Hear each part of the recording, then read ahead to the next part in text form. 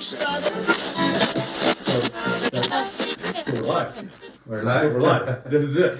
This is Mr. it. Adam, the man, the rugby legend, the Moroccan legend, the weightlifting legend. You're a legend in my life. You're a legend in my life, but a man of great stories, charisma, always has a smile, and Always. good times, just like living life. Yes, sir. It's when I think of people say like living their best life, I always think of you. Oh, thank you, man. I try. You know, like I've never seen you have a bad day. I've never seen you be upset, and I'm sure you have a normal life like all of us where stuff doesn't go right. But you always keep it cool. We try, man. We try. Yeah. What's your secret? What's my secret? Man, I live by this saying. It's like, we're better than people, better than other people, and we're way worse than other people. So, there's always someone who has it better than you, and there's someone who has it worse than you. So, you gotta be grateful. I think gratitude is Grateful at the end of the day. probably my favorite word. Gratitude. I like that. All the time, man. It's the truth, right? It is. You're here. You're alive. You're taking a breath. Oh yeah. Hey, Can't beat that. that's a blessing. That's a That's a blessing. blessing. I think the sooner you realize that, the better life gets.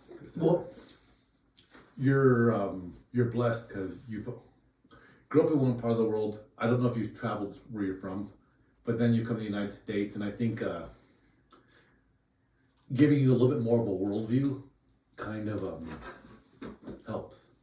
I know when I started traveling, and you start realizing like maybe things aren't that bad here. Could be worse. Oh no, absolutely, man. When you come here, I come from Morocco, third world country. Is it considered a third world country? Yeah, it is. I mean, yes, we're in Africa, but we got food, we got buildings, cars. Morocco's always considered a beautiful place. Oh yeah, it is. Movie stars go there. Yeah. Princess Kelly, or Princess, the actress that married the Prince of Morocco. Princess Grace. I don't know who that is. It was like in the 40s or 50s. She was a big actress here. And I thought she married somebody from Morocco. That's why they call her Princess Grace. Huh. So, so I usually jump on Google like, okay, I've got to check now. You Go know what I for it, mean? Go for it. But Princess Grace, I think she was a big actress that married like somebody from Morocco, and I don't want to paraphrase it and butcher it, but well, my stuff is turning on, because I turned off. Okay, here we go. American actress and Princess of Morocco as the wife of Prince Rainier II from the marriage on April 18th, 1956 until her death in 1982. Wow. Yeah. That's new to me. She was a blonde bombshell from the United States from her time. I mean, that's one of the things my dad, right? My dad always, he knew Princess Grace and all that. And I mean, classic like 1940s, Caucasian, blue-eyed, blonde actress. You know what I mean? That is a bombshell. Like, hello. Like, the Prince of Morocco has good taste. Oh, he sure does. Or sure did. Sure did. So, yeah, man. So, yeah, when you get here, you see. Yeah, I always joke about this, and it's probably one of my friends' favorite jokes. Is like, you guys have free refills. Man, like nobody has free refills. You can go to Whataburger, get you soft drink. Like here, when you come here to eat, you get free refills. Yeah, it's not something that we have, at least. Really? Like, yeah. So that's why I tell you, like, when you travel outside and you come to the US and you see small things like free refills. I mean, this is just an ongoing joke. But it's true. It's true. It's true. You got free refills. What was it for me?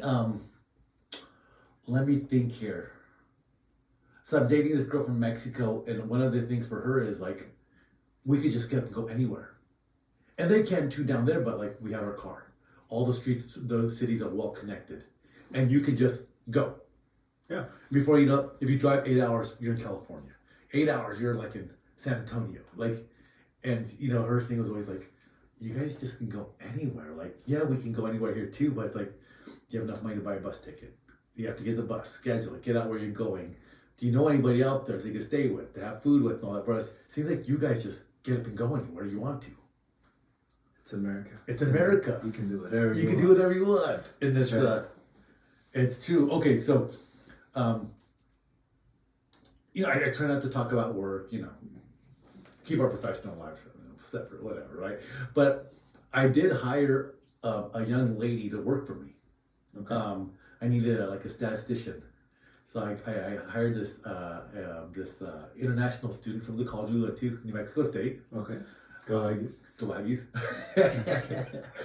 She's from Nepal, Okay. and she's interesting to work with, like, you know, her perspective on life and all that stuff. But when I interviewed her, one of the things I asked her, because like, you know, you went to state and you did this, I go, how in the hell did you pick, like, of everywhere, Las Cruces, New Mexico? Like, New Mexico, yeah, it's a big state, but it's not like the most well-known state, and it's like not a beach state. It's not like near a huge city. It's like middle of nowhere. But I mean, New Mexico is beautiful, good people, Gorgeous. but it's not like it's like, hey Mark, do you want to go to New York? Do you want to go to Chicago, Miami, Las Cruces, New Mexico? Like, it's not on that list. Yeah. You know, It should be. you should be though, right? It should be. Yeah. How did you end up here? Since I've known you, I've always wondered this. It's funny because we're gonna reconnect with rugby. So I had a rugby tournament, and over the weekend, Where were you at before? Like when you were I was back in Morocco playing rugby? playing rugby. Yeah, I was in Really? university and I was playing a sevens tournament with this semi-pro team. So you were already like in rugby before you got to the United States. I did, yeah. Really? It's funny because my father played rugby What? for over 10 years. So it's in the family. I didn't know that. That's cool. That's I didn't cool. know that until I asked him. Like, hey, I have to ask you, just I'll out of sign up. respect, Go for it. because usually we have a drink with a friend or something. Can I interest you in a tequila or scotch on the rocks? I'll take some scotch from the rest. Cute little round balls. Those are really cute. Thank you, sir. You're welcome. And so your father played rugby. You didn't know? I did not know until I asked him. Like, hey, want to play rugby? He's like, he was hesitant at first, but then, So when you told him you wanted to play, he didn't want you to play. yeah, no, he didn't. So was this like in high school or this already in college? That was in high school. I think I was a junior in high school, Really? and I was playing soccer and I was very aggressive. I can see that. I can see you being very aggressive. But then, yeah, after that, I asked him, okay, I would love to go play some rugby. Okay, so this is kind of curious because I think it's a difference of culture thing. But first, friend, cheers. Hey, cheers. Here's the friends. Thank you And for having me here. no, thank you for joining me. And I hope to have you again soon. And I always say this, you know, drinks with friends, good conversation, drink responsibly. Yes, sir. Always. God, that's so good. Never fails. So It never does. it's a cultural thing. Like, so, okay, I think I could be wrong, but you asked your dad to play rugby and all that. Because I don't think I would ever like tell my parents like, "Yeah, I want to go play rugby." I would just go do it. Even in high school, I was like, "I'm gonna go play football." And I just went and tried out and started playing football. Yeah. I mean, you probably played with your high school team, right? Yeah. So we didn't have sports in high school. High school is a bit different. For us, let me tell you what my high school schedule was. So it was 8 to 12, 2 to 6, Monday to Friday. So you have 8 hours of class a day. Straight. I mean, you get lunch break. Okay.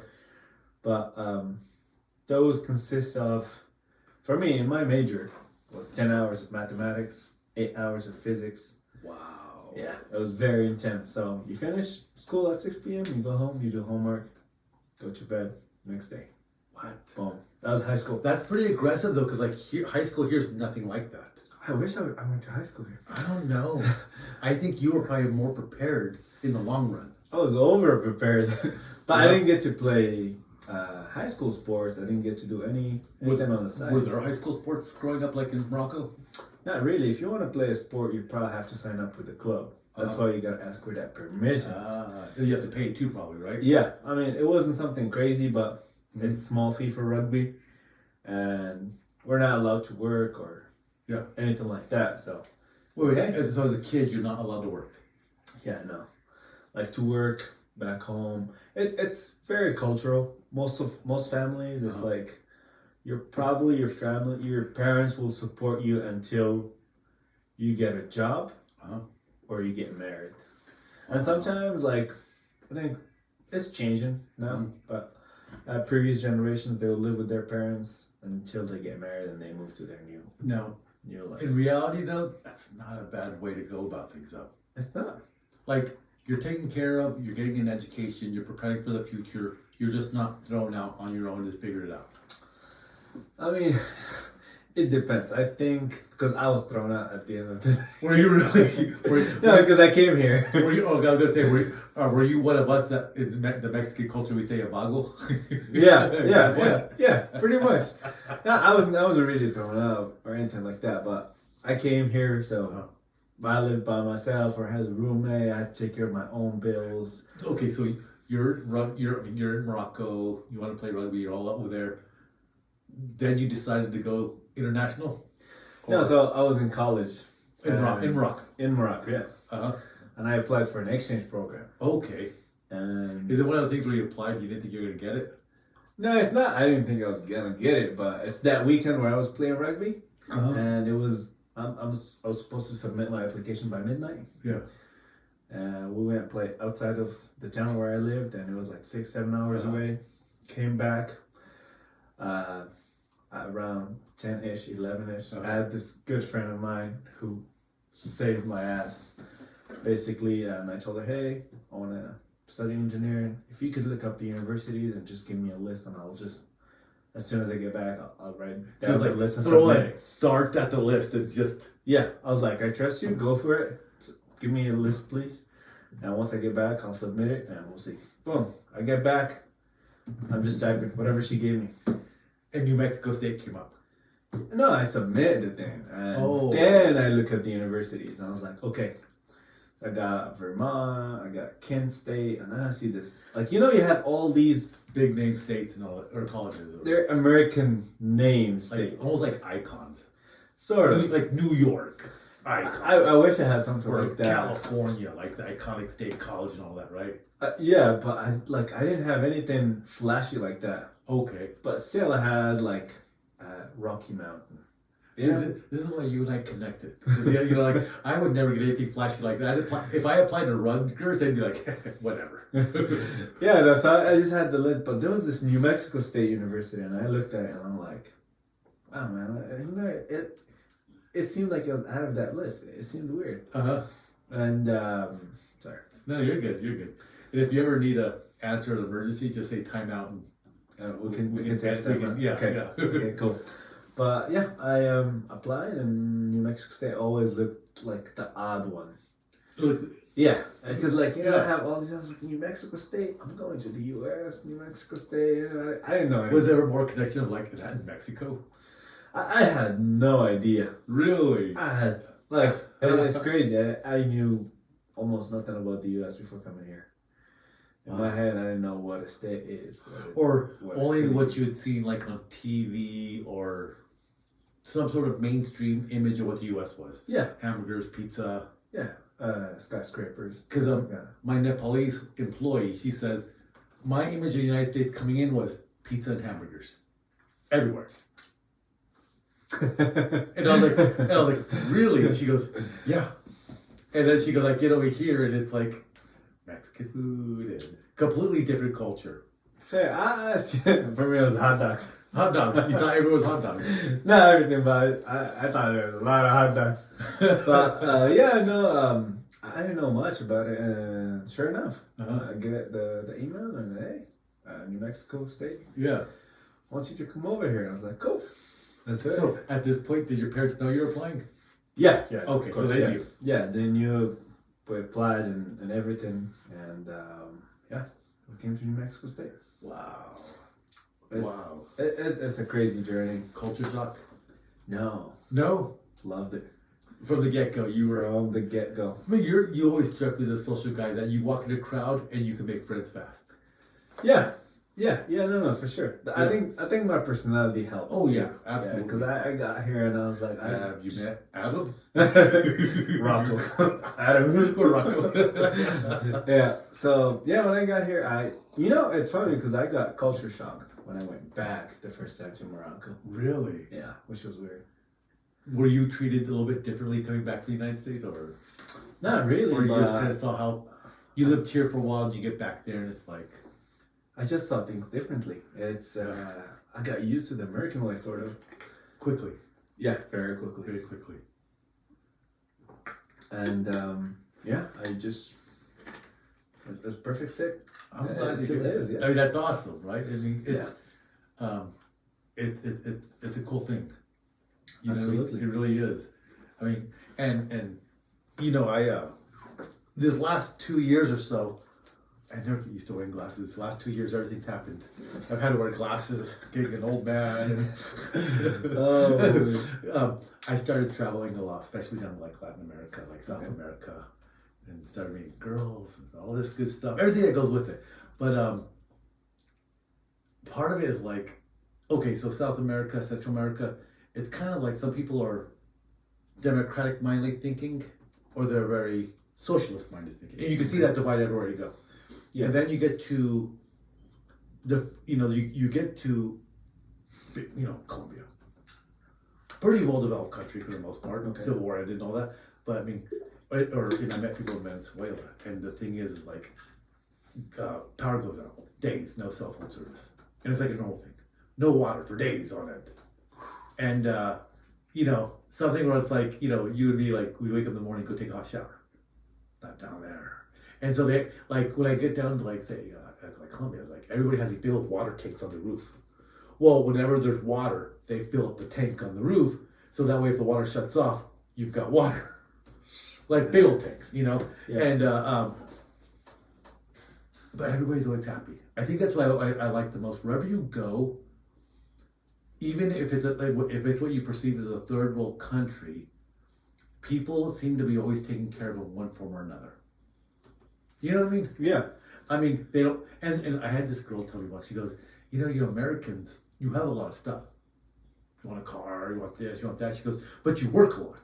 You work a lot, and it's very evident that Americans are driven because you work so much. And she was here in the United States. I like dated her for a while. That's how all my stories go. But then she says, like, I go back home. I don't have to worry about working so much. Yeah, I don't have money to spend, but I don't need it because we don't need stuff. And she says, you always tend to have food. You just always have food. You always pay your bills. And you're always getting together with close friends and family. And she says you have your asada where you're, it's like a grill, hot plate, and you're making meat for tacos. All that. She goes, you're always getting together for asada. You're always having a beer. It's not that bad. She goes, and she would say, like, I kind of miss that because here in the United States, it's just go, go, go. But when I go home, I can relax and be happy. And it's something I was like, oh, you're just crazy woman. You just want to go get back there. But no, I kind of see it now. And even my brother, so my brother's interesting. I just took him to the airport. He's flying out to Dubai. And this morning, and he got married out there to a girl from Kyrgyzstan, or really? She works in Dubai. Okay. And so he was talking about like how beautiful Dubai is. Beautiful city, like and the Emirates, all the different Emirates, because there's different Emirates out there, like, you know. And he said that the Emirates are beautiful and all that, and he says, but it's different. And I was like, what do you mean different? Like everybody has money or something? Is it really wealthy? He goes, oh yeah, it's very wealthy, very expensive, don't get me wrong.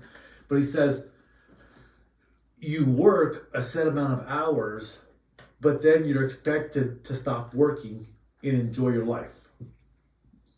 He says you don't work like you do here. You work, and then you spend time with the family. He says when he's in Dubai, they're always having brunch. That was the thing. He says we always have brunch. He says we get together, you have mimosas, costs about $100, and all the food you can eat, and it's usually a ton of people together having brunch. I'm like, that's cool. And he goes, and once you're done working, you just get together and you kind of enjoy yourself. You don't have to go spend money. You don't have to go drink. You don't have to go do this. You just enjoy life a little bit. And he says that was kind of nice being out in Dubai. And he's there with the army. So he's actually gonna retire. He's gonna be a contractor. He's gonna go back out there because what he does in the army, they need contractors out there for. And then now his wife is out there too, so if he can get a contracting job to be a retired army and be out there, it'd be perfect for him. Yeah. But he also says it's a pretty good life out there. Yeah, totter in hell. It is. I have a question for you. Yeah. So you visited a couple of countries, Yeah. and they tell you how Americans are driven, they work hard. In other countries, do people seem happier than they are here, than people are here? Yes and no. Okay. It's okay. So I tell you that people say that they see that we work hard, we're driven, but people also, in my opinion, and this may be true or not, I don't, or 15 or so solid viewers. No, but okay. So people, they also, what they see on Netflix, what they see on movies and the news, that's exactly what they think of America is. And every rumor they hear about the internet about America, that's what they think America is. Okay? Okay. So, okay, now overall, are they happy or not? Yes and no, because they do make more. I think they make a lot of time for family to get together and have like that asada and tacos. And so there's a lot of time where you can just spend with your family, And there is a really close-knit bondness with the family. I think I'm an oddity in terms of America, the way that I kind of just left and went to play rugby and go to school. But I do see a really close stitchedness, and especially in the Hispanic culture, like going from Central to South America, they're close, and they seem like they're pretty happy. But then you come to America and you see people are happy too. Yeah, we work a lot, but then they buy the stuff that they want for their hobbies. You want to go four-wheeling, they go get the four-wheeler and you go. Some people like going to Las Vegas like 5 times a year. And they're happy and they go do that. Is it crazy? Yeah, but that's what they want to do. So I think maybe not that we're happier or they're happier, but happiness is different, and it's like it's relevant to you and your world if you're doing what makes you happy. Like what makes us happy here in the United States is not what makes you happy in South America. Fair enough. But it seems like here in the States it's more money driven. I think, okay, so, and this is something my acupuncturist brought up when we were talking to, with the lady friend, and I go get acupuncture because I really like acupuncture. I mean, it might be foofy or something, but when you find a good acupuncturist, I feel like you start getting the benefits of it if you believe. And then this guy goes, it's great, but we were talking with him and he says, the difference is, and this is something the lady I'm dating tells me about, in Mexico, it doesn't matter how hard you work. If you don't come from the right family, or if you're not in the right class, no matter how hard you work, you're never going to become more than what you are, ever. Unless you're willing to go into, like, say, the drug trade, which is everywhere. Yeah. So she says, unless you're willing to cross the line and do something illegal, you go to school, you become an engineer, you become a teacher, you become a doctor, whatever. But in reality, you're not going to become more than your parents are, ever. Unless you come from the right family, the right class.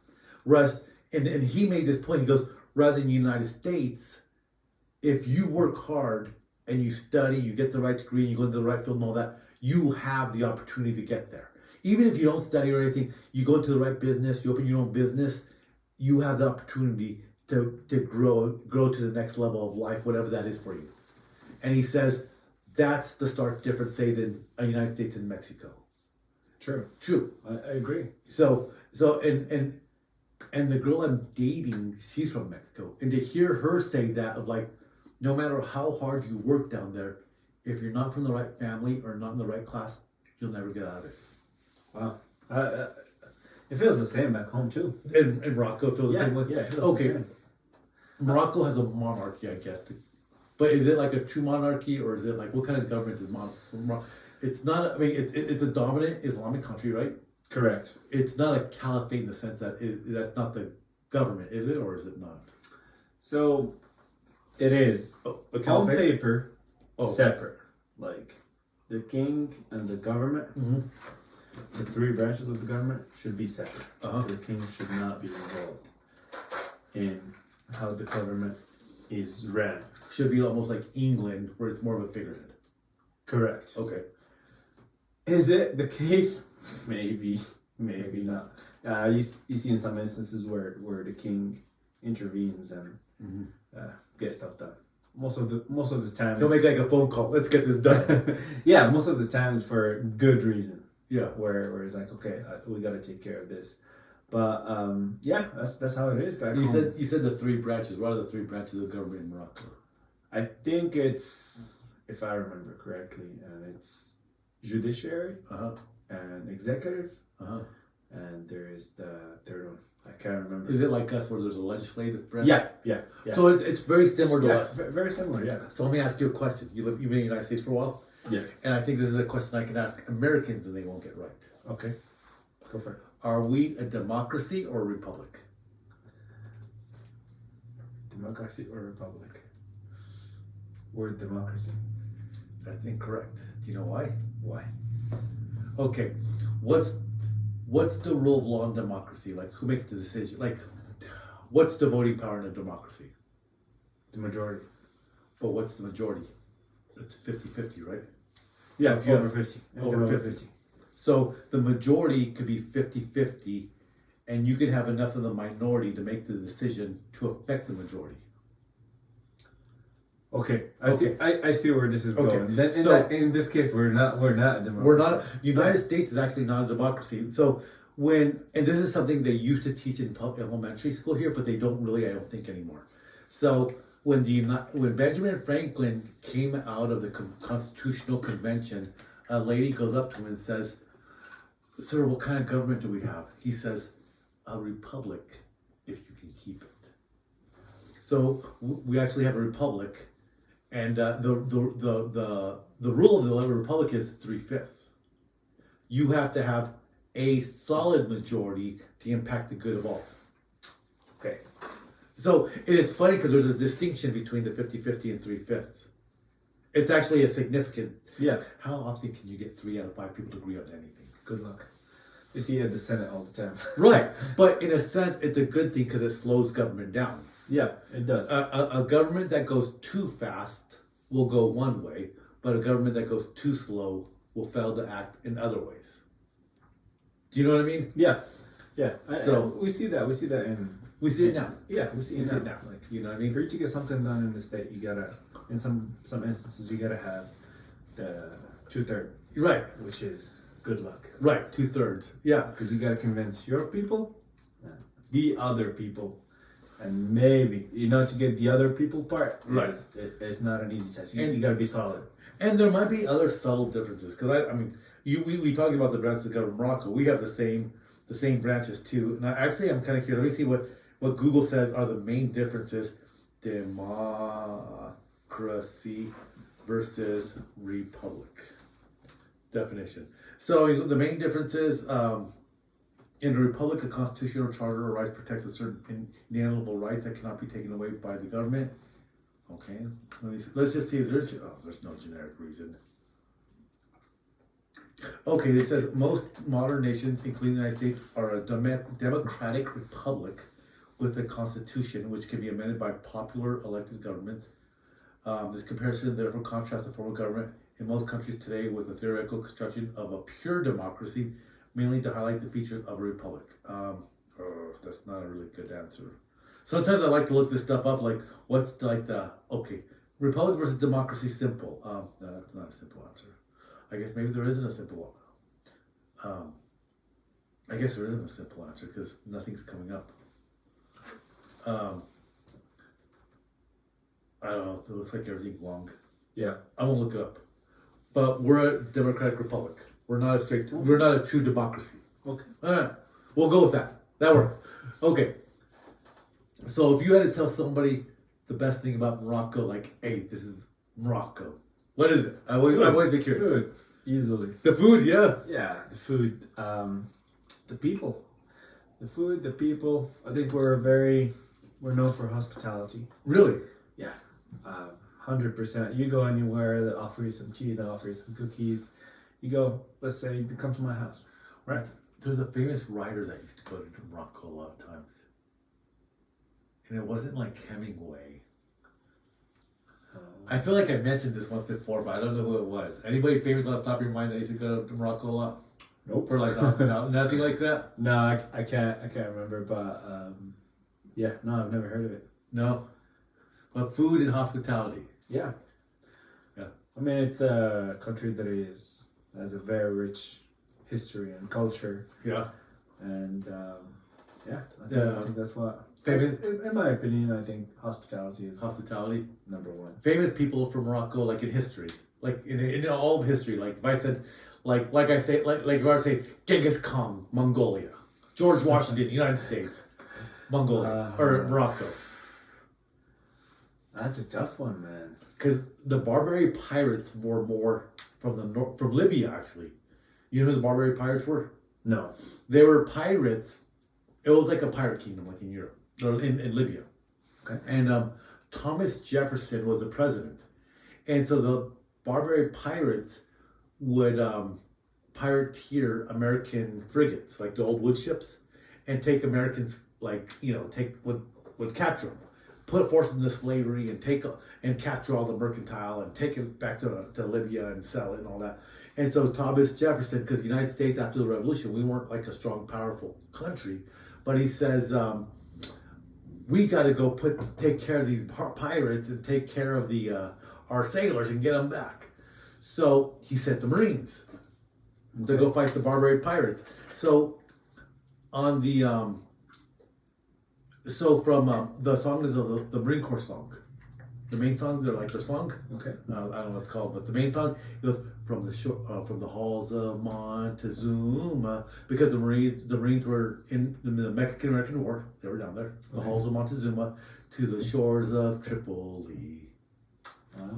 Thomas Jefferson sent the Marines, and there's a story about how they fought on the beach and they were able to get the prisoners and get them back, but because the Barbary pirates used to pirateer our ships. So a little bit of history, I guess. Oh. Yeah, but that's in Libya though. That's Tripoli. Libya. Yeah, Libya. that's Libya. I'm trying to keep my history straight. So any big figures from Morocco? I know about the line. I remember one time we talked to you about the line, the border, that big border on Libya between the other African country. That it's like the longest militarized border in the world. I can't remember. Who borders Morocco? For us, we're bordered by Mauritania. Okay, Mauritania and Algeria. And Algeria. Maybe it was Algeria that it's like a militarized border because there's like a land dispute there on the border. Oh yeah. I remember I mentioned that like a long time ago. Yeah, there is a dispute. but I mean that's not something that has like worldwide implications. Not yet. But you know what though? Okay, here's something for you. So like Casablanca is an old black and white movie with Humphrey Bogart. Frankly, my dear, I don't give a damn. They were like, there was a scene of that happens in Morocco. Every time I get asked where you from, I say Morocco.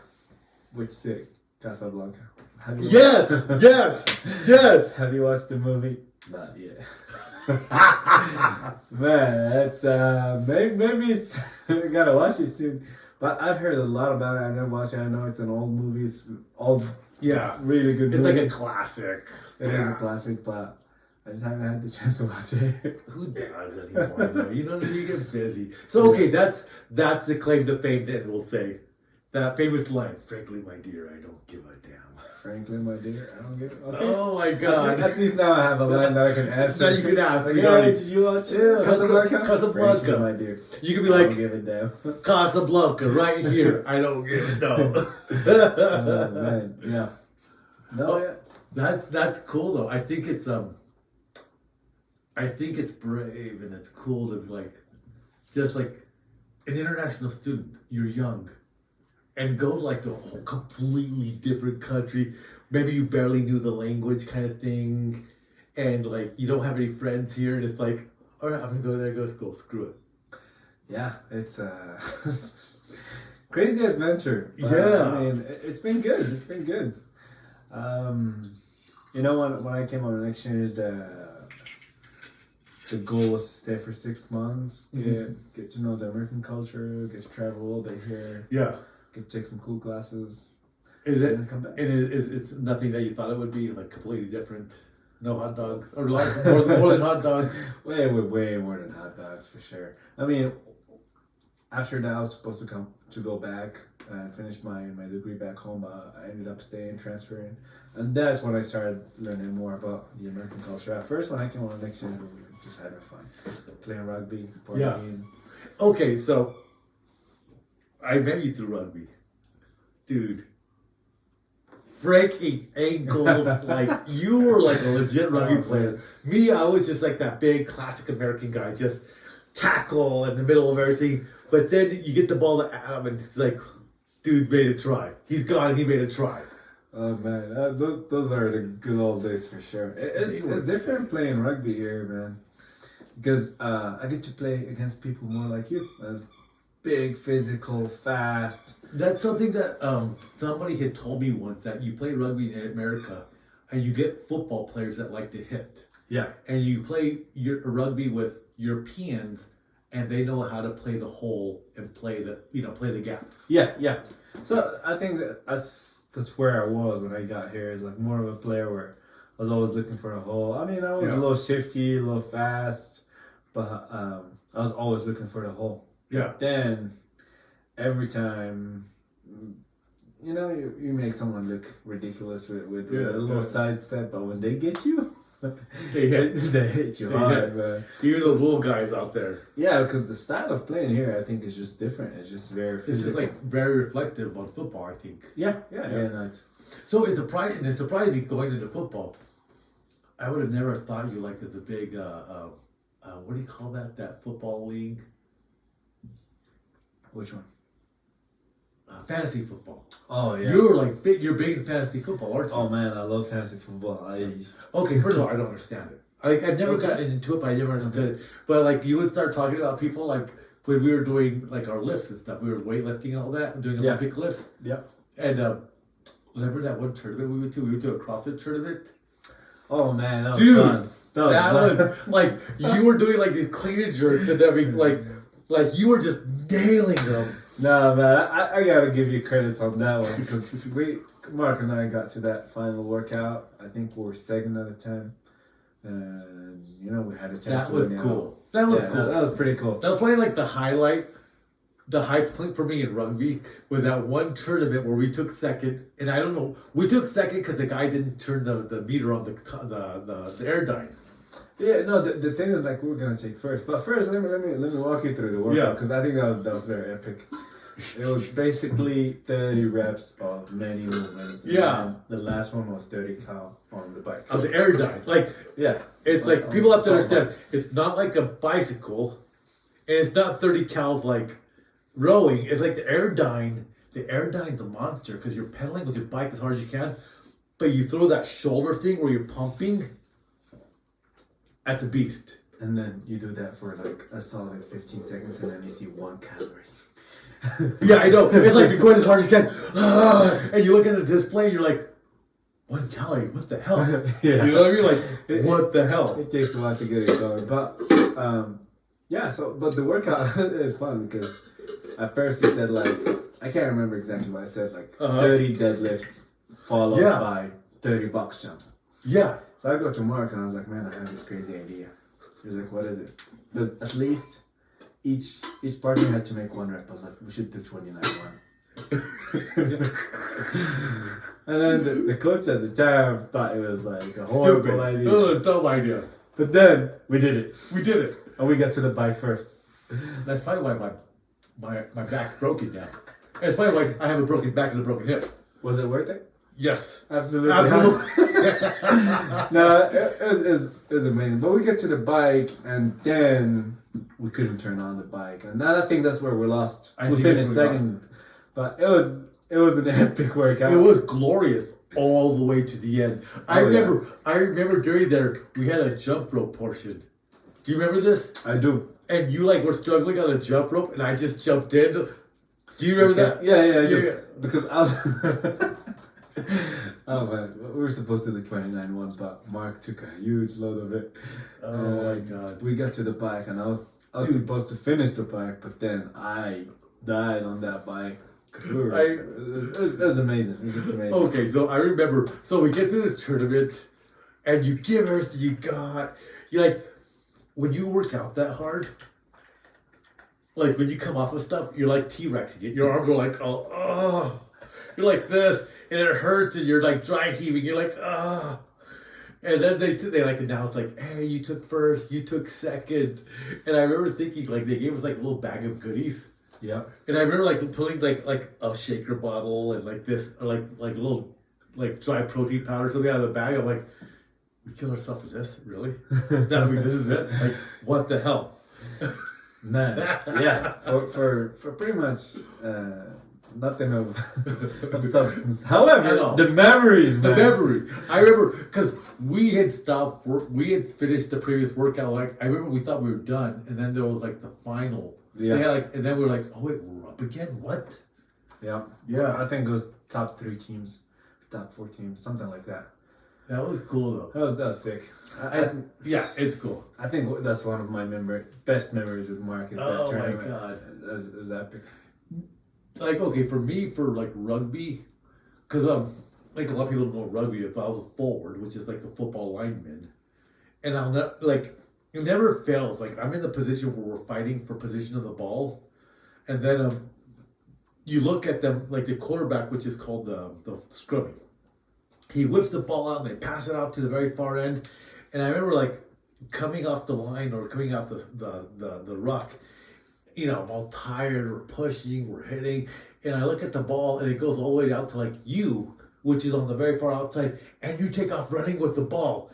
And I'm like, oh my God, I gotta catch up to you. And then, like every time the ball would get out to you, they're like, score, please score.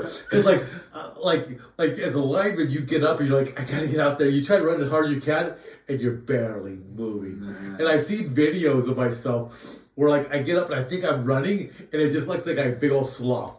Man, you were fast still. Like, no, I wasn't. I don't know about that. I wasn't. Compare, like you were definitely outrunning your forwards.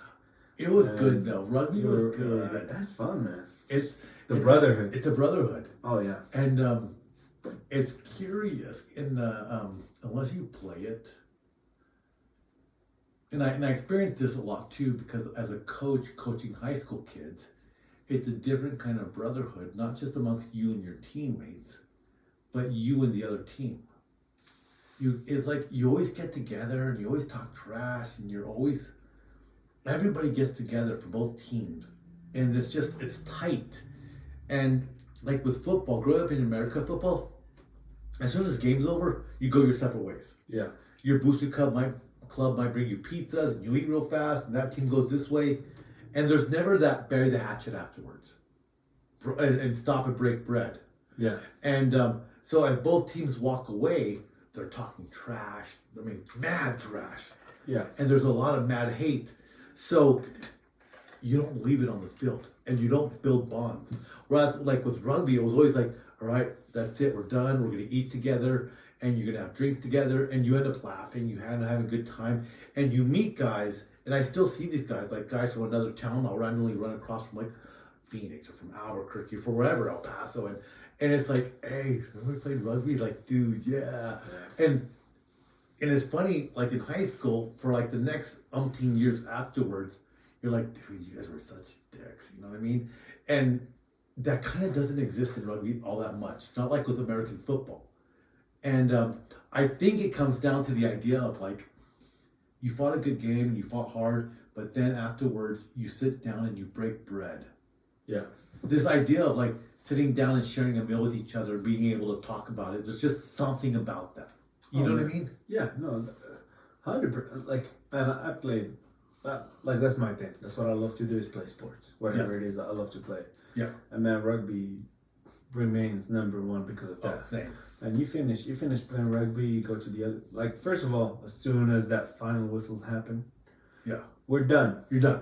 Whatever happened, we left you on the field, we come, hug each other. Yeah. You hug each other. Yeah, we grab a beer, drink, eat together, break bread. How about the respect for the ref controlling the field from rugby to football? Oh, man. Different, completely. different. Like, even if you see, I think you see it better when you watch the pros play rugby.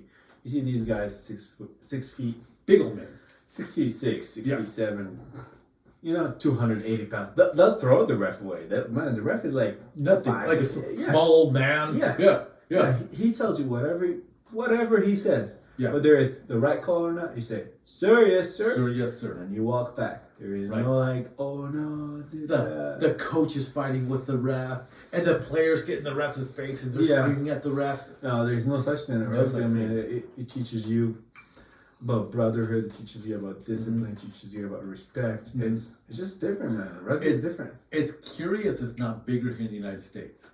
It's getting there though. It's getting there, but like you think about the progression from soccer to rugby a long time ago, and then there was rugby in the United States originally, then somewhere along the way somebody picked up the ball and started playing football. Yeah. So it's just kind of curious, like for Americans being the way they were back then, that somehow they went from playing rugby to playing football. Like it's kind of a weird transition. Like how did that happen? You know what I mean? Yeah. Like if we like to be rough and tough, why didn't we stick with rugby where you're not wearing pads and Yeah. anything goes? Man, I've seen a lot of people comparing between rugby and football, and I think it's just two different. Like, I think it was from the podcast of the Kelsey brothers. They had this guy who plays with the Eagles, who used to be a rugby player, and Yeah. and he said the difference is like, in rugby you're going after it for 80 minutes, and like you're getting hit constantly, Non-stop. non-stop. But in football, you get hit every now and then, but you're going 100% every time. Every time. Every time you go 100%, you rest for a bit. The play is over. You regroup. Boom again. I mean, I think both of them are physical. Yeah. I still think rugby's for men. Yeah. It's I think we both there's just something about you. I'll tell you what. I was just telling you, I've got a vertebrae that's like not sitting on top of each other anymore. I've got massive arthritis in my hip. I'm sure it's all rugby related. I'm sure it is. As a prop. Yeah. Yeah, without a doubt.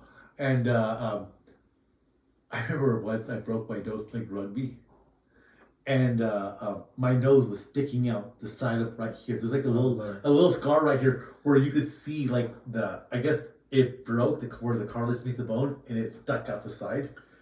And our friend that's a doctor, right, you might know who he is, but he like sets it.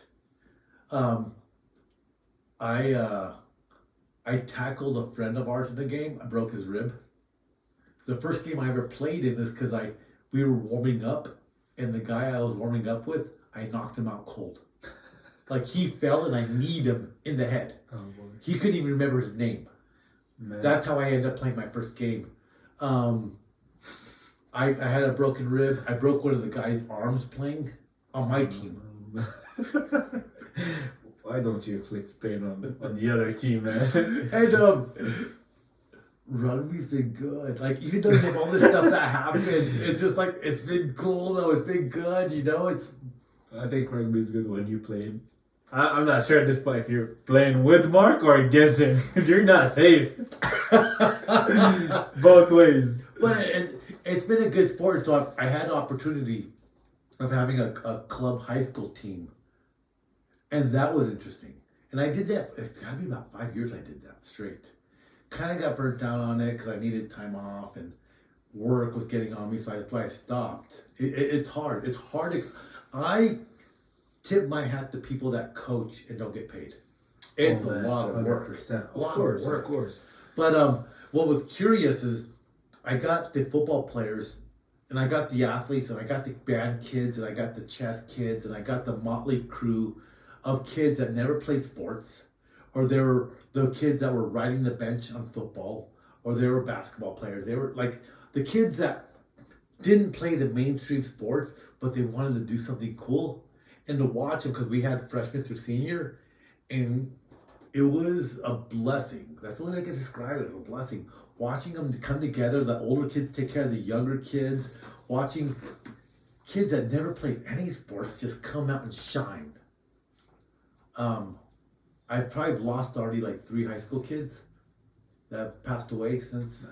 It's kind of interesting. Like it sucks. You see like a young kid and their life comes to an end, and you're like, I coached that kid. And then I was shopping at Walmart like 2 days ago with the lady, and a kid walks up to me. He goes, "Hey, coach, what's up?" It's like 10 years ago already, and he's still like, "Hey, what's up, coach?" But it's a blessing. But it was a cool experience in watching kids from so many different walks of life come together and just kick butt doing it. They had a good time, and even the parents, like the parents were so into rugby. Like one of the moms was telling, well, a number of the moms were telling me, like they're like, we have to raise so many thousands of dollars for football. And she says, you know, we get to the state championship, and the coach wants us to raise another $30,000. I'm like, what? Like 30,000. She says, in a couple of weeks, we ended up raising $40,000 for the coach, not for the school, not for the program or anything, because the coach said, well, this is how much money we need to raise for him and his staff. And they don't know where the money goes to, but that's what he asked for, because they're going to the championship. And so here I am. I'm like, okay, I need to pay your rugby fees, your dues. I need to pay for equipment, and I need to pay for a referee fee. I was like, I'm sorry, I hate to ask you this, but I need like $110 for the season. And the parents were like, what do you mean you only need $110? And so when the parents would ask me, like, you need $110? I'm like, yeah, I'm really sorry. And they're like, no, where do we sign? $110 is nothing. And so I'm like, oh, what do you mean $110 nothing? And she starts telling me like the money involved in high school like sports. It is nuts. It is. Like, there are high school programs that are in the hundreds of thousands of dollars to play sport, and they're in high school. Their focus should be on studies, getting to college, or maybe not college, but like starting their next phase of their life in the best possible situation as possible, and learning how to love to learn and explore things in science and mathematics. But yet the parents are having to hustle to raise hundreds of thousands of dollars for a stinking sport that the kids should be doing because they love to do. I had a hard time making the connection, and here I am asking for a mere $110. And with $110, I was going to pay for everything and still have money left over to pay for the poor kids that couldn't afford it. And here are the parents that are like, "That's all you need?" I'm like, "What do you mean that's all I need?" I was like, I didn't even know I could ask for more, but like, should I ask for a salary for coaching? Like, what are my options here? Like, the parents couldn't believe that we were like gouging them for money. You know what I mean? Yeah. It's so bizarre to think that, you know, you watch on TV like football, big money, NFL, big money, you know, contracts, media, all that, and then like high school or college football, a lot of big money, names that college students don't get paid. There's the TV contracts, colleges big money, and all that. We're on the high school level. How does big money get involved like in high school sports? Like, it's so bizarre to think that. Yeah. Again, like when you tell me that you're doing like so many hours of math and physics in high school, to me that's where we need to be. Not trying to figure out how to get $100,000 in a football program. It's more like it should be the opposite. How do we get $100,000 more into like the mathematics program to make it more relevant to the kids? Yeah. I mean, I think a good thing would be having it balanced. You don't want to play too many sports. You don't want to put too many hours in academia. Yeah. If you can find that fine balance, I think you'll be golden. Because, I mean, spending thousands of dollars, $100,000 in sports is ridiculous. But especially at such a young age, when kids, like at a young age, kids should be learning to love things. Yeah. You learn to love sports. You learn to love to explore. You learn to love to learn. It shouldn't be a business yet. It shouldn't. And by putting these hurdles for the parents, man, like, it's very easy for some parents to be like, "Hey, kid, you can't play football. I can't afford it." And a kid that would love to do it can't because they can't afford it. Like, yeah. How much does that stink? It's not cool. It's not, for sure. It's not cool. I don't know. So that's something I always remember from my experiences coaching kids, but I always feel blessed that I had such a motley crew, weird kids. I had like I said, the whole bunch of kids, and watching them go through the things that I went through when they were 18, having them go through that, and I was like, that's interesting. Man, they're probably that's what's good about rugby too. It's like, we don't care where you're from, like your background, like You bring me any kid, we'll put Yeah. him in a rugby field. Like, no matter tall, small, fit, not fit, like whatever you want. Yeah. There is a spot for you. There's a in spot rugby. for you. Yeah, Yeah. and you're gonna love it. And Yeah. we'll go to war for you. And that's why rugby, man. I freaking loved it. It was good, and best 20 years of my life. I wish I would have got a couple degrees out of it, but best 20 years of my life. Man, we're still playing an alumni game next year, huh? Hopefully, Hopefully, right? I'll be healthy enough to play an alumni game. Like the lady friend, serious relationship, I guess. But she gets mad to think I do stuff like that, and I'm like, she's like, well, get your surgery and get healthy. I'm like, get a new hip or get whatever you gotta get healthy, and that way you can go to work. I can take care of you. And here I'm thinking like, okay, fix my back, fix my hip, play rugby, go parachuting some more. What else can I do that's extreme? Can I go like I towards the end, before my back and my hip went out, I started doing like jiu-jitsu and MMA. And I was like, all right, I can dig this. Until like some kid grappled me to the ground and I fell to the ground and it tweaked my leg, and that's when the pain really started happening. Oh, like man. I was like, oh, that doesn't feel normal. And that's when I had to ease off of it. But I was like, that's the kind of stuff I still want to do. Dude, I'm 45, I'm not dead. I feel You're young. I feel You're as young healthier as now you get. than ever. That's where it's at, man. You gotta keep getting healthy, and Why the hell not, right? like I'll talk to the lady. I'll try to convince her. Hey, we just need one more game. She's stubborn. 80 minutes. I I just want to see a hole and give it to Mark and see him run full speed one last time. We gotta do it. Oh my god. I think if she'll probably be on the sidelines watching. Yeah. I'm sure she'll love Everything that people say about the wrath of Mexican women, it's true. They're a pain in the butt and they're mean, but it's cool. But what I heard is like, I need to get healthy so I can take care of you. That's the difference. Well, I can take care of it. I can go to work and go sit on a desk. It's just right now I limp when I get to my desk. Yeah. That's weird. So, But the thing about you said the Latinas women, like, they'll take care of you. That's what I'm trying to say. okay, so I gotta admit, Latino women like Adam. It is kind of curious. It's kind of curious because you're from Morocco. Yeah. And Morocco falls within the same part of equatorial in the world as say like Mexico. Like Yes. between the Cancer of the Tropic of Cancer and the Tropic of Capricorn. It's like in the middle. So because you come from the middle of the equatorial lines, you're like just as brown as me. And so if you and I did a lineup and nobody knew us, they'd be like, oh, they're both from Morocco. Oh, they're both from Mexico. Like think about it. Like skin color. Like we're right there. Man, I mean, like I can, I can fool you if you don't know me. Like I've done that a couple of times where I go like, hey, soy de Camargo. It goes smooth. I got the face of it. So yeah, I know. I mean, it's that Spanish influence. I guess we both had some. okay, so Morocco, because you think about historically, the Moors invaded Spain, but they came through North Africa. But then the Spanish, as they fought through, and then there's I'm sure there's a connection between the Spanish, between the North Africa and Spain. There's a lot of intermingling. Yeah. Yeah, I'm sure, like historically speaking, I don't know if the Romans were in Morocco at any point. No. They never made it out to Morocco. No, we're tough. We're tough. We're tough, man.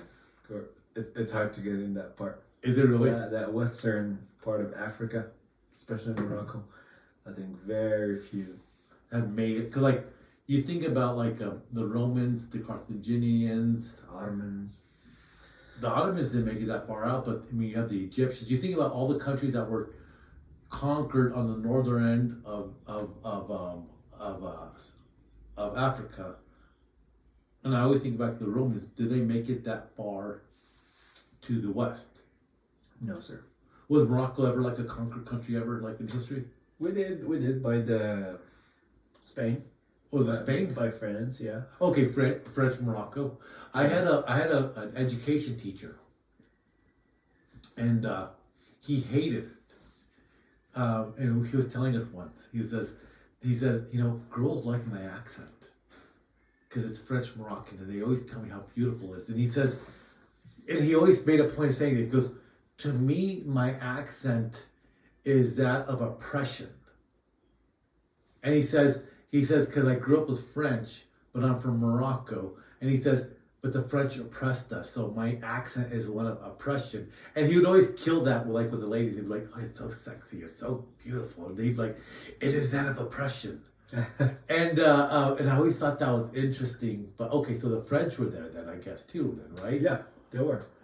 I mean, yeah, they were there, but we took over after a bit. We took, first we conquered Spain for control of Morocco, because Morocco's the whole coast there. Yeah, no, we conquered Spain for over 800 years, almost 800 years. Wow. And then they got us back, and then I think that's when the mingling happened. It is in the 1800s, 1700s, 16. I do not know. So I don't want to say anything. So I'm the history nerd. So as soon as we get done, I'm gonna be the one that gets on Google. I'm gonna start looking Morocco, history, Spain, Roman. I'm gonna be all who? Now that you brought all this up, I'm gonna be the one that's gonna look it all up. Cause I got it. Please do, because I'm sure we're gonna have another sit down, you and I. And we can go even deeper on it. So this map I got for Christmas last year. Okay. And it's a cool quote. It says, you only live once, but if you do it right, once is enough. And my name's underneath there. And then so you get pins. You get the red pin up there where I'm from. And then I think the gold pins are everywhere you visited, but the silver pins are your favorite places. And if you notice, it starts going south, but I haven't gone to Africa. And I have a friend from Ghana. He has an Airbnb out there, and he says how beautiful it is. But you're over Morocco, and I always thought Morocco would be a cool place because most Americans here, I think, tend to think France, Europe, France, Eiffel Tower. Yeah, I have some friends that go to Ireland, Guinness, and all that stuff.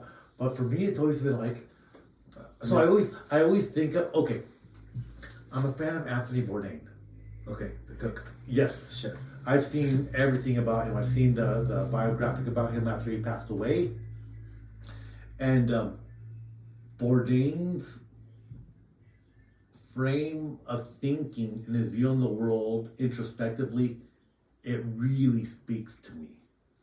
You know what I mean? Okay. So it really speaks to me. But one of his passions was the Congo. The dark of Congo, the darkness of Congo. Why? And he did a show out there because there was a number of books written about Congo. And then there's for him, that was always a thing. So he went to Congo, he did a show out there. I've seen it. He's on a raft or a boat going down the river in Congo, talking about the history of Congo.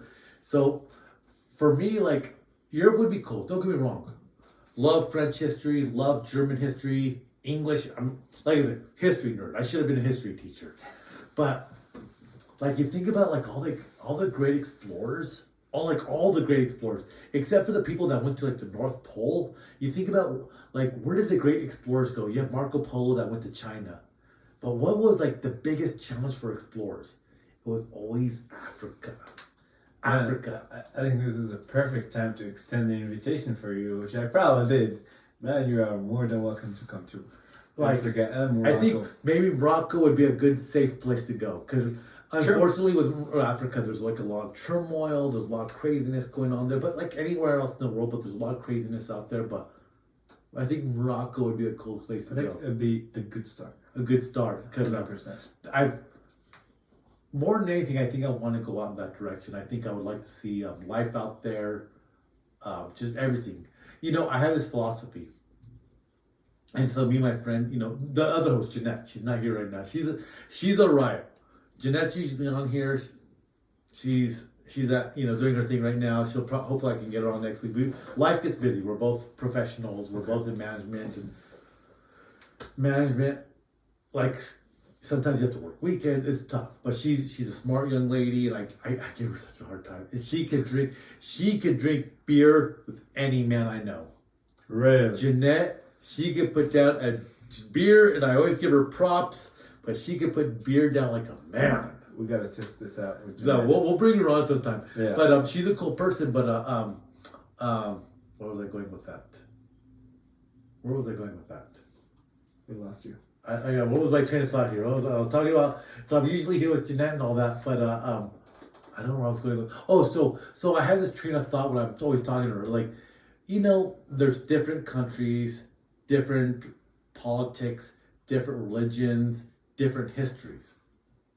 And if you look at modern what's going on in the news right now, and so part of our theme we always talk about, when I'm usually here with her, I always talk about what's in the news right now. Okay. And then we go into our topics we talk about. Sometimes we talk about modern topics, sometimes we talk about day-to-day stuff, sometimes we talk about like politics. We go all over the board. But I always bring up the news. And it's already been over a year, but for a while there I've been watching like Ukraine. Okay. Russia invaded Ukraine. And then I started watching this whole thing of Israel and Palestine. And what's curious about that, so I'm big on Telegram. Okay. And because Telegram is interesting because it's like a way of like communications that people use. Like you don't use it here in the United States much. Yeah. We text. You go down to like Latin America, Central America, but it's like WhatsApp. But then you go like, and I think most of all the world use WhatsApp, but then you have this Telegram, and people make Telegram groups. And so I started following the Ukraine war with Telegram.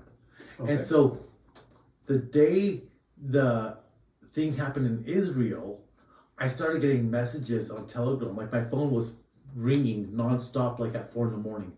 Like, what the hell's going on? Like I'm all the way to like Israel, Palestine, like Gaza. What? Like I'm trying to figure it out. And so I'm watching this whole thing going on with Gaza and Palestine, and then I go back to like just recently, I'm like, Palestine and the Gaza Strip in Israel, it's been in the news lately.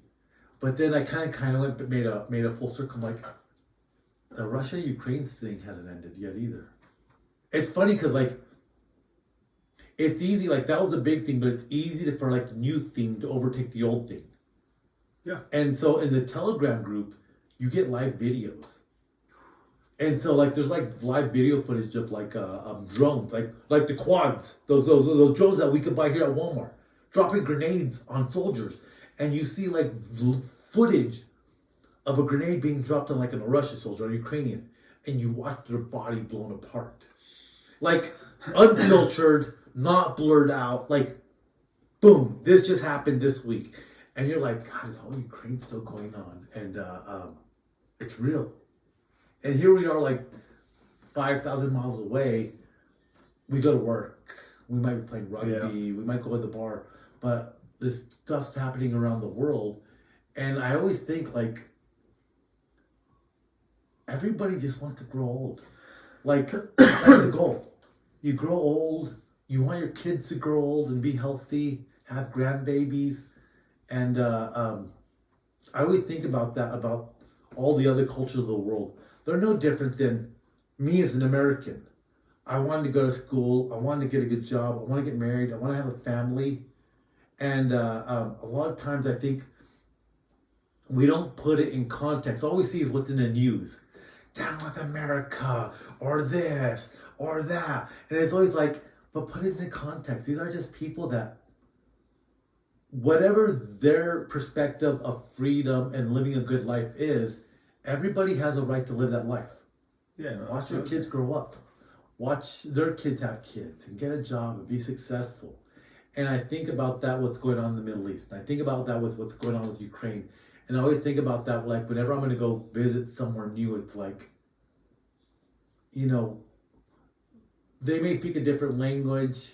They may worship a different version of God that I worship. They may have a different politic, but at the end of the day, everybody still wants to watch their kids grow up.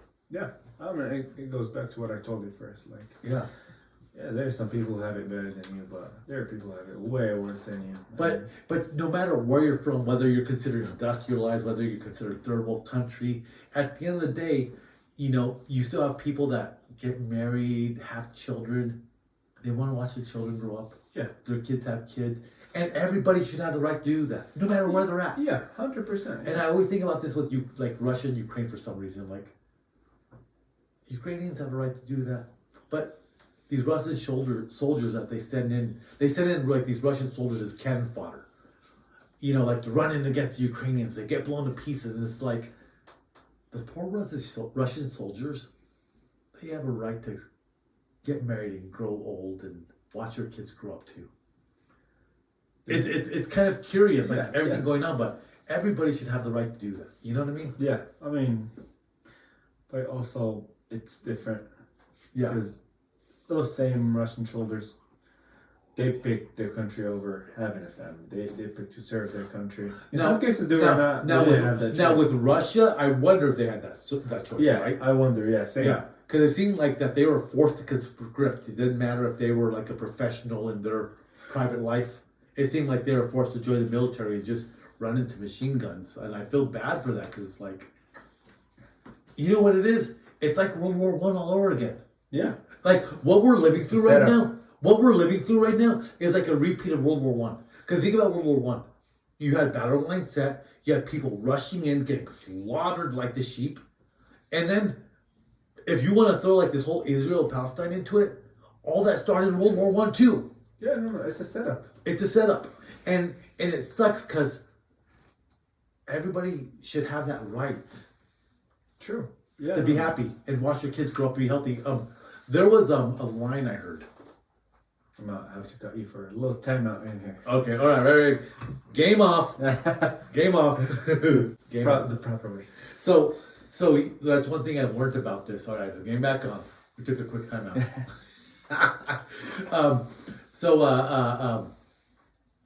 Yeah, what's interesting about this is once this starts going, I have a basic format of like we start with the news and whatever we're gonna talk, then we go do whatever we're talking about, and maybe we make one segue. Like we'll go from here, then we'll go to there, and to try to keep it as a basic structure. But once you start talking about stuff, it's on.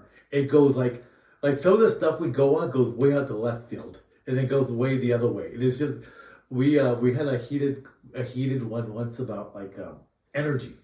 Okay. And like fossil fuels and energy and what's gonna happen next. And like it was just us three, Fabio, Jeanette, and myself, and we were going at it. Like I think afterwards when I edited, I listened, I was like, we got a little bit heated about that. But like hey, he's always talking about politics and everything, it just you never know where it goes, right? Yeah, you don't. But I mean, it's good. It's good to have good conversation with great people. Well, that's what I say. Have drinks with friends, drink responsibly. My glass is almost empty, so you know what that means. That means it's almost time to wrap it up. But that's right.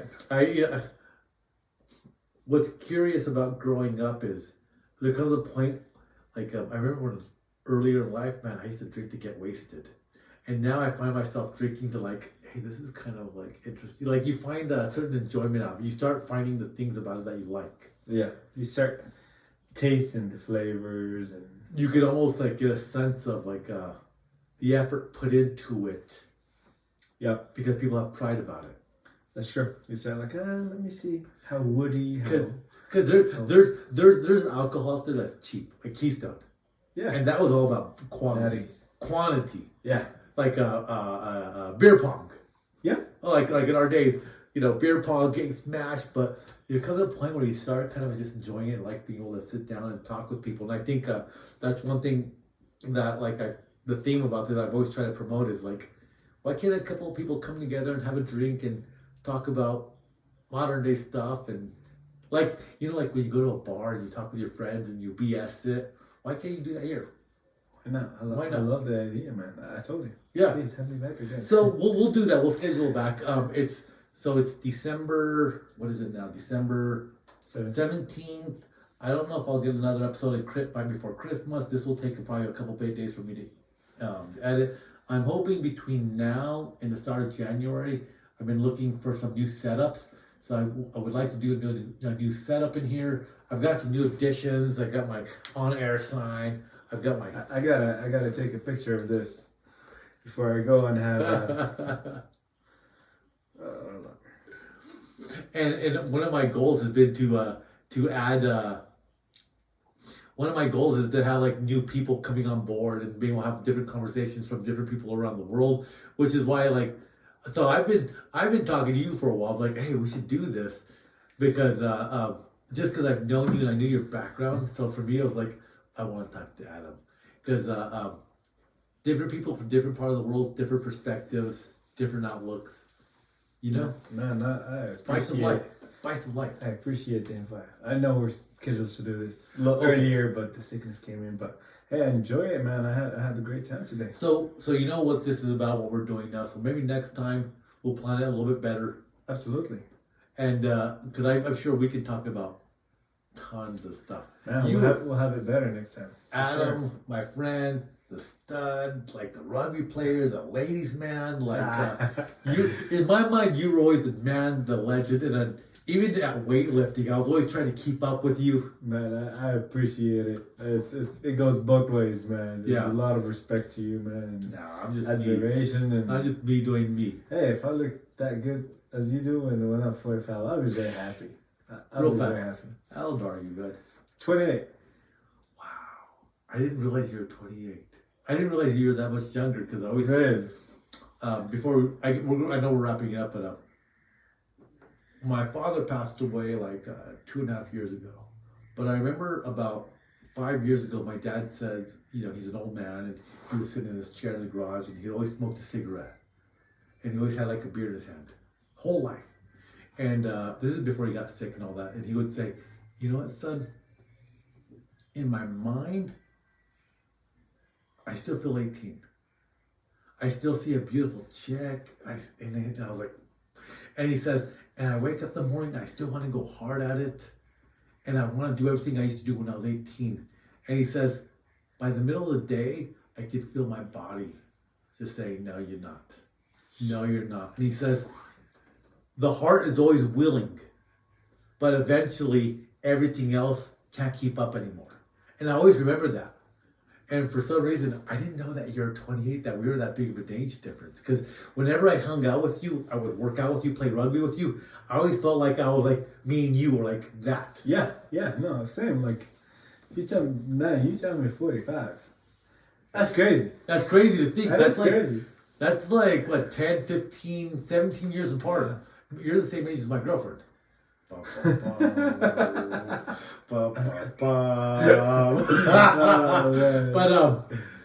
I always feel the way you look, and I feel blessed for it. Man, I can see that too. Yeah, I that's what I love about you. You just keep going at it and staying healthy. I know there's a little hip to change and maybe some. I'll keep you up to date with that. What's going on? Man, you're still looking. You're aging like that wine. I will take that, my friend. We all should. This is a good way to end it up. One way to wrap it up. You know what? Do the things you love. Live the age you feel. And if you feel like you're fine wine and you're only getting better with time, then do it. That's right. Cheers to that. Cheers to that. That's a good way to end it. Cheers, my friend. Thank you for coming by and thank you for talking with us, man. Thank you for having me, Mr. Mark. It's been a pleasure. It's been a pleasure. We'll do this again soon. Absolutely. We got to have it better planned, hopefully, and have all the time of the world. And yeah, we'll come and chat for a long time. I love it, man. Thank you. All right. Thank you.